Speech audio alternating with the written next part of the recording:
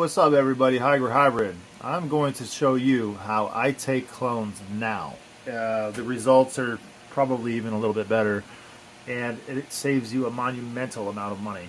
What we're using is reverse osmosis water. I have roughly 2 gallons of water in this bucket. When I take clones, I like to take double the clones that I actually need. So in this case, for the SpiderFarmer SE7000 grow tent setup, we have 6 plants in here. I'm going to take 12 clones. Once the clones are finished rooting, I'm going to selectively take the best 6. For this process these days, these products right here, okay, this particular rooting hormone is just as efficient and effective as the cloning gels. This cost me like, I think when I bought it was like probably $3.57. It's still under $5 today. I've had this particular jar here for years, probably at least 5 years. It doesn't have a shelf life. This stuff never goes bad. Right there, that's the ingredients. Butyric acid, 99.9%. Other ingredients is probably more or less a filler. There are a lot of forms of this, but this is a company, Grow More. It's very inexpensive. It's used commercially, and it works really, really well. So that's why I recommend it. But if you have golden tree, you know, that's extracted slightly different, and it's much more fermented and concentrated. So you'll see a huge difference there. But if you have golden tree too, that also works. AOK 2-inch starter plugs. There's 50 plugs. These ones are good. You know, they're larger. They're 2 inches. They're okay. You know, but what I like to save money, and these things, you know, I want to say they're roughly like maybe $15 a pack these days. When I was buying these things, they were like under $10 a pack initially years ago. So things have gone up. Inflation, right? But there's only 50 in here.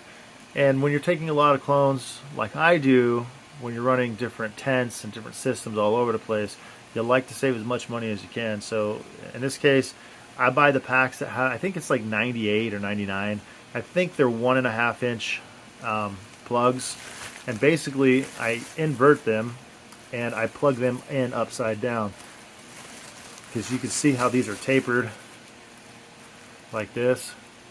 So they have more stability when you plug them in upside down, and they have a larger footprint, and they're a lot less likely to topple over inside the tray when you're moving them around. And we're going to soak these for a couple hours while I'm waiting for these ladies to bounce back. You want to get yourself a nice solution prior to soaking your cubes. That way your cubes soak up exactly what you want them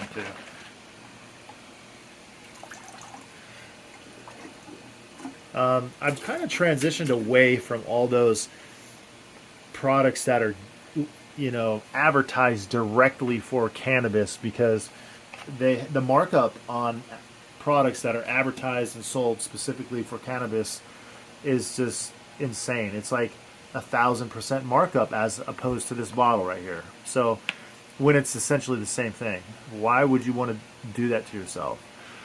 So over the years, I have absolutely transitioned into saving money using the same products from other companies that typically, you know, sell, you know, to larger agricultural companies,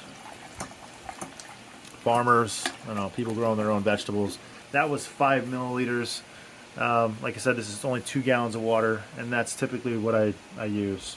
Bonsai rooting cuttings. It says mix 4 ounces of extract in 1 gallon of water. 2 gallons, I just threw in 5 milliliters of water. It does the job. I don't need to add anything else. We're going to bring the pH up just a little bit, and to do that, I'm going to use some silicate. Somebody asked me how much silicate was in this. I didn't know. This is silicate dioxide, potassium silicate of 6.7%.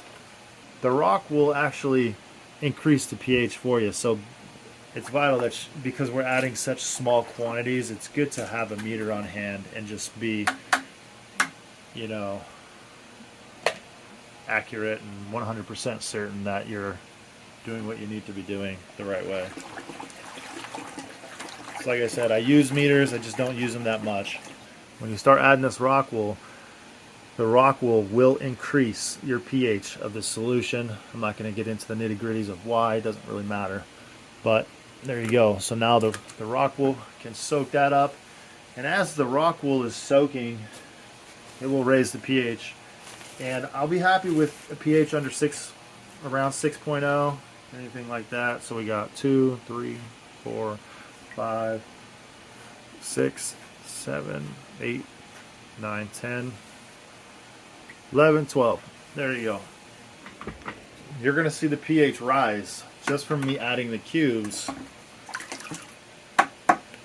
We'll come back in a couple hours. We've trimmed up our plants. They look really, really nice. pH is just around 6. Now we have our clones from left to right. I like to kind of stage them all. A little OCD there, but you get it. You get the point. Stainless steel, sheer performance. I'll leave a link in the description.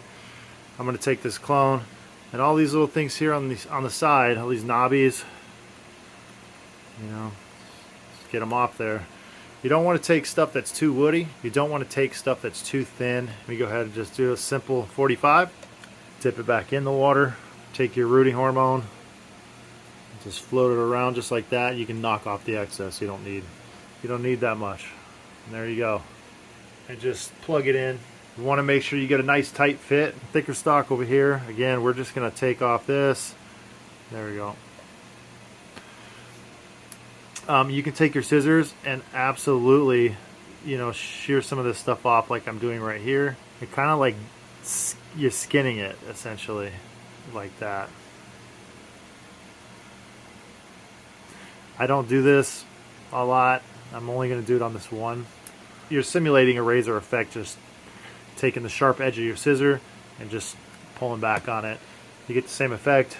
Dip the portion in the water that you want the root hormone on. That's a decent amount right there. I'm going to go ahead and just plug it. I'm going to go ahead and trim that off. Sometimes I just take my hand like this, just go backwards on a stem just to get rid of it. Sometimes it's easier that way. Do a 45. Stick it in the water a little bit, the tip of that. Dunk it in your solution. Plug it in. Just plug it right there. I don't want it too tall.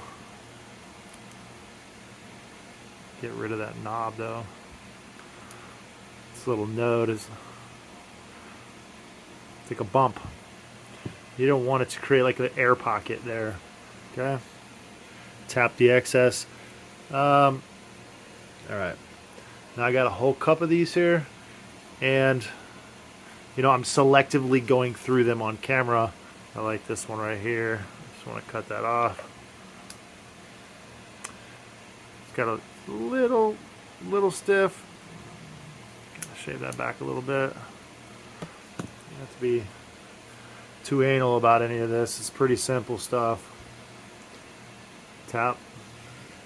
In 10 days, we're going to have some really awesome clones. There's a lot of these little nodes that just created a lot of little bumps in the road. I don't want all that stuff.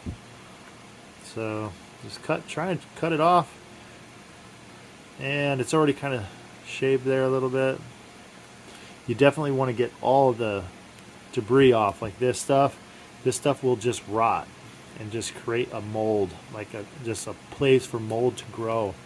So that's the reason why taking the scissors and getting all these little odd pieces off right there. You know, I'm going about it like about an inch in. Okay, we got our 45. It's a good top. You know, it's a healthy looking top. Plug it in about just like that. Gauge where you want to set your clone. I'm good there. Just kind of nip away at these older nodes. Really want to get all that stuff off. Just gently scraping. Put it in the water, dip it and stick it. Dip it and stick it, baby, right there. Boom. Smaller one. Perfect though, you know. You stick this in an aerocloner, it'd be rooted in 3 days. The reason I flip them over and just plug them into the cube is because it needs to be a tight fitting. Let's get a nice healthy one from the right side. Looks good to me. You want to just, again, just cut all these knobs off.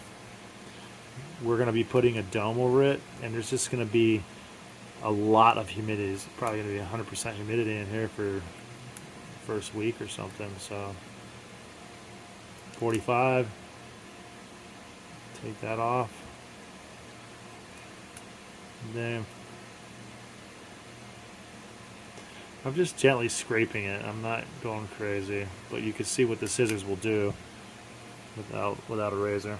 The rock wool sometimes is more dense in one area than the other. So if you feel yourself trying to force that cutting into the rock wool, and it's just like kind of folding, it doesn't seem to want to be penetrating, that's just the rock wool. You're fighting the rock wool. Just stop what you're doing and go to another corner. It's a nice little top. It's a smaller one.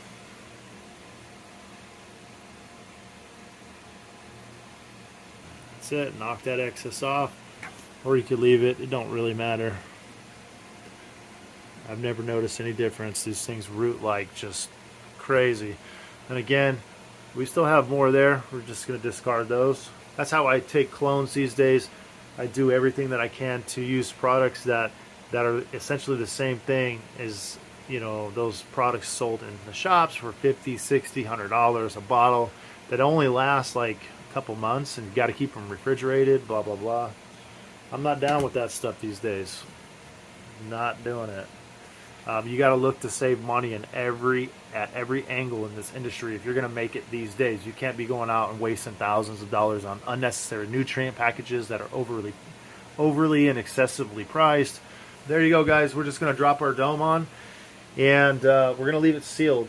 When you put the dome on there, it's going to get really, really humid. You don't want it to be so humid that the plants literally turn to mush and just turn into a big ball of mushy mold. So when I see that happen, I will come in, I will wipe the inside of this dome off, like with paper towel or rag, you know, and then put it back on. I might do that once a day. Whatever you do, just leave the dome on. It should take between 7 and 10 days, and these things will be fully rooted, guys. All right, that's it. That's how Hygro Hybrid takes clones. Peace. Woo! I'll see you in the next one. That's all I got. Stay blessed.